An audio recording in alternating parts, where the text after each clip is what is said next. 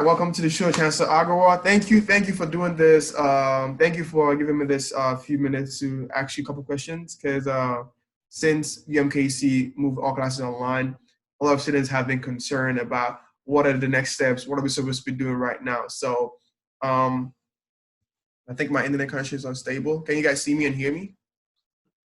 Yeah, I can hear you. Great. See you too. Yeah. Yes. Yes, so welcome to the FiredUp KC show. I'm just going to jump right into it.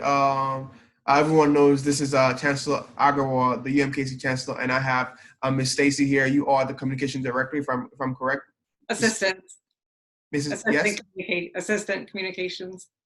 Assistant, okay, cool, beautiful. All right, so I'm going to start up with student questions because I have a couple questions here from students who actually wanted to, they couldn't be on the live show, so I got questions from them. So I'm going to start off with the first one. So they want to know, the first question is this, to Chancellor Agrawal. How does the new grading policy compare to a pass and fail policy? Well, the policy is the same. Different institutions call it different things. When we looked through this, Zeke, we wanted to make sure that we gave our students the maximum power over their own academic performance. And so we didn't do any blanket type of policy that everyone is forced to do this. We wanted to make sure that the students are enabled to choose if they want a credit, no credit. And the way it will work is that they will get graded and the grades will be posted. And after that, they will have the ability to go and cover up their grades. So, I mean, you can go all the way and then decide, no, I don't want this grade to show and I'm just going to do a no credit. Okay, so basically, they can have a grade or have a no credit, which means that they did not fail or pass. It's just neutral right there. Yeah, and so, but there's a lot of students who actually work very hard and want to have their grades, and some of the professional school students really want to have their grades, and we shouldn't force them not to have a grade if they want to have one. Exactly. Okay. Yeah. That sounds fantastic. So the second question is, how does the credit and no credit grading system affect STEM students? Well, so this applies to all students, right? So all the students, STEM or non-STEM, can choose what they want to do. Now, I would say that before students choose a non-credit, they need to look at this very carefully. They need to look at their own discipline. Sometimes these courses are prerequisites for other courses that may require some kind of a grade. They need to talk to the academic advisor and program faculty to make sure that it's the right thing, and especially in the professional schools or engineering and those types of schools. So they shouldn't take it lightly, but we do want to give the students the option. Okay. And I, from the email that I got, it said that the grading system might affect scholarships. So how does that really work with like people that have scholarships? Yeah, so there are all kinds of scholarships, right? So in certain cases, the students are required to maintain a certain grade point average. And if their grade is not counting, that may get affected. And some private scholarships, again, they may say, keep a B average or something. So they need to be just cognizant of that to make sure that they're not running into that problem. So you just want to make everybody aware, think through this carefully. It is an option, but don't take it too lightly. Okay, beautiful. Right. The third question is a hot topic that everyone is talking about. So students want to know, as they said, a couple of students want to know why UMKC released the news about a student who had tested positive for coronavirus 4 days after the university received the information about the student. All right. So I got to put a misinformation to rest here. Okay. The statement is just not true. I think people are assuming that we held on to information for 4 days. We did not hold on to information. Look, in this time of a pandemic, we have to be very careful about what kind of information can we act on. It has to be accurate, verifiable information. For us, in this context, it has to be verifiable. So what's the information? Either a COVID test was taken, given to the patient, or it was positive, right? So those two are important pieces. Who gives this information? Can I just take it from anybody calling and say, I think a student of yours tested positive? I cannot inform everyone on that. That's not verifiable. So it has to come from the student or the patient, from a close family member, a doctor, or the public health department. And in this case, we received this information on the 25th, which was the date that within hours, we informed everybody, including the people who could have been in contact with the person. Now, just to put everybody's mind at rest, this is also way into the week when everybody was working from home, and almost, I guess, we went online on the 16th, and this was 10 days after that. And I think it was spring break time. I'm not, I may be mixing up my dates. So nobody is on campus at that time, hasn't been on campus for a while. Right? But that we held on to the information for 4 days is absolutely a wrong statement. There is no reason why we would hold on to information and not give it to our folks. Okay, sweet, beautiful, because that has been the hot topic everywhere on the news or like on different like campus news platforms, and they just wanted to clarify that to make sure that, you know, students are the number one priority, just to make sure that everyone is healthy. Because the one person that asked me this question was actually a law student, and it happened to be that I think the student who tested positive was also a law student as well. So they were kind of concerned if they were in contact with this person and didn't know what was going on. So that's why they directed the question to me. So the way this works, the protocol is as such. When somebody tests positive, the public health department takes over. They interview the person, and they find out from the person who could they have been in contact with. Then they either themselves or they would call us and say, here's the list of people that you need to contact. Because what they don't want to create is widespread panic all across an institution or even a school, that everybody is now scared. So they did their due diligence. They talked to the patient. They found out who that person may have talked to or may have been in contact with. And then they called us and said, go talk to these 4 people. And we did. So I think we weighed all of that, and I think everybody is safe. And there's this other thing going around that there are other people that have been tested positive. Well, if they have been in the past, and I cannot speak for today because the day hasn't ended yet, but if they have in the past, we have not heard from anyone verifiably from the public health or the doctors or the patient themselves of any other case. So it's just going to be, it will all play out, but I think we feel good that everybody is safe and secure. And that's a top priority during all of this is faculty, staff, and the students need to be safe and secure. That's priority number 1. Fantastic. Okay. Now, the next question is, they say, now that we know the capacity for online classes, what does this mean for, for the semesters? Are there going to be more online classes being offered? Well, a lot of our faculty had never really offered online courses, and now everybody was, all of a sudden was forced to. And so maybe some of them will actually realize that, hey, I like this, and maybe I can do this more, or they may say, I might do a hybrid course, where there may be pieces online and pieces in person. So we'll see where this goes. But I think that initial hesitation of going online most probably is now removed.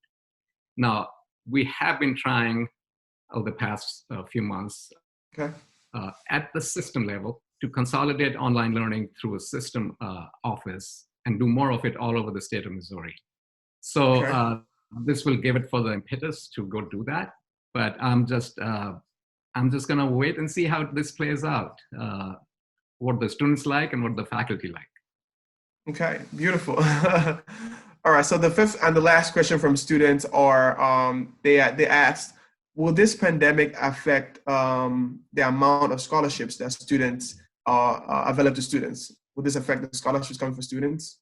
Yeah, so I don't have a straight answer for that, is because I don't know. So the scholarship funds come from a variety of sources, and a lot of them from private donors. And as you know, private donors depend a lot on how well the stock market is doing and the savings are doing. And those things have yet to play out. So we cannot tell for sure if those numbers will go down or not. But we hope not. Hopefully people will be extra generous and keep and realize that as students more than any other time need the help. Beautiful. Yeah, because that's a big concern, because like a lot of students on campus, they focus more on the scholarships for, their education. And if the scholarship are not offered, that would be like a challenging factor for, students. Now we totally get you, and we will work doubly hard to convince people to make sure that the scholarships keep flowing. Beautiful. Now down to my personal questions.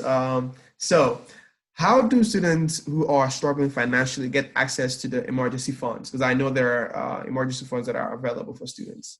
And that's a great question, a very timely question, and especially in light of the last question that you just asked.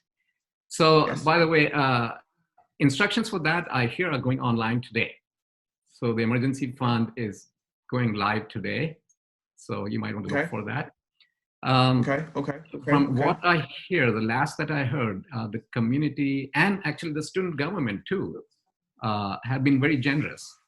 And so we are getting significant money flowing into this. Well, significant not in terms of hundreds of thousands of dollars, but I think we might have been closer to 50,000 or so already. So this is great news. I think our community is stepping up, and a lot of private donors and alums and other affiliated groups are stepping up and realizing that the students need this help.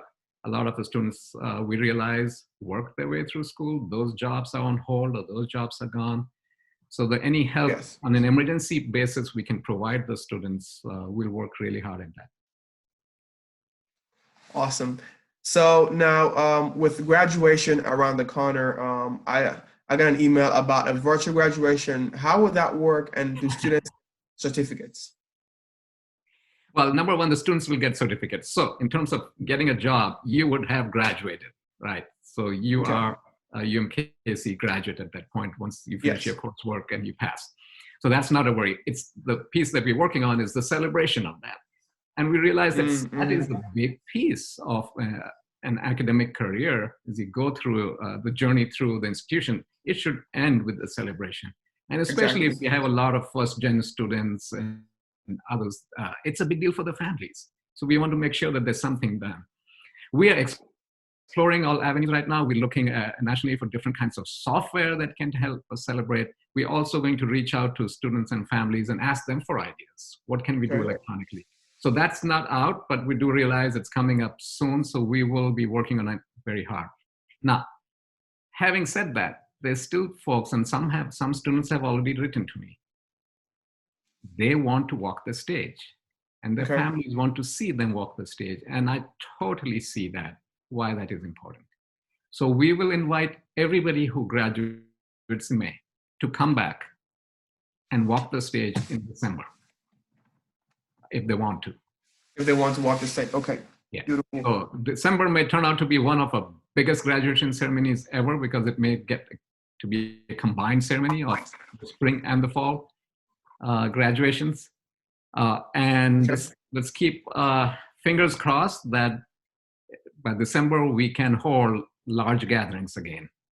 In the line with that same questions, I wanted to ask, will there be a career fair when this is over to ensure students can get jobs? Well, we are totally committed to doing all that we can for student success, and that also includes them getting a job. So we will continue to look at everything that we have done in the past and see if we can do it again. Now, unfortunately, there will be an impact on the economy, so we don't know how big these things will be. But those are challenges that all of us are facing all over the nation, actually all over the world right now.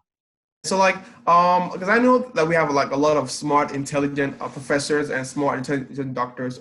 Do you know there are any researches going on right now for something for the COVID-19? Well, not directly in the COVID-19, but out of a pharmacy school, that people beginning to look at drugs for this, for the treatment of this. But also, perhaps even more importantly right now, because of the pandemic and the way it spread, there's a lot of data that can be gathered right now in just terms of how it spread and who got it and what age groups. And we are very good at that at UMKC. So a lot of folks, especially in the bioinformatics and health group over at the medical school, are then teaming up with the doctors at Truman Medical and St. Luke's and Children's Mercy and they're beginning to Yes. collect all this data. I hope that next time around, whether it's this COVID-19 or another pandemic, remember, this is a bigger one, but they seem to come around every 7-8 years, that we're better prepared at predicting how fast it will spread and how do you take precautions. So yes, we are involved with that. So we're almost at the end of the interview, but I want to ask you this. What would you want to say to all students, all UMK students out there today? What we want to give them as encouragement, or what do you want to say to students out there today who will be watching this at a later time? Sure. So again, as I've said, this is unprecedented. Hopefully not even once in a lifetime event, but yes, we all are living through it and we will get through it. But when there's a lot of anxiety and stress, people can react two ways. You can react, it can bring out the worst in you, or it can bring out the best in you. And I hope, and I encourage all of our students and our staff and faculty, let it bring out the best in us. So we will overcome this. We are much more resilient than this. And I told a group of folks this morning, I said, we will overcome this, and UMKC will still be here when our great-grandchildren are going to school. And we'll make sure of that. But in the meantime, let's just be kind to people, stay healthy, and stay kind. Yes. You have the best in yourselves, and this is the time to show that the good will dominate. Boom, that's awesome. Now, I want to ask you more personal and fun questions. What are you doing to stay busy in this season?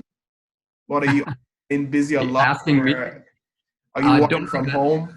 I have to do anything to stay busy. I think just the crisis is keeping me really, really busy. This is more work than before.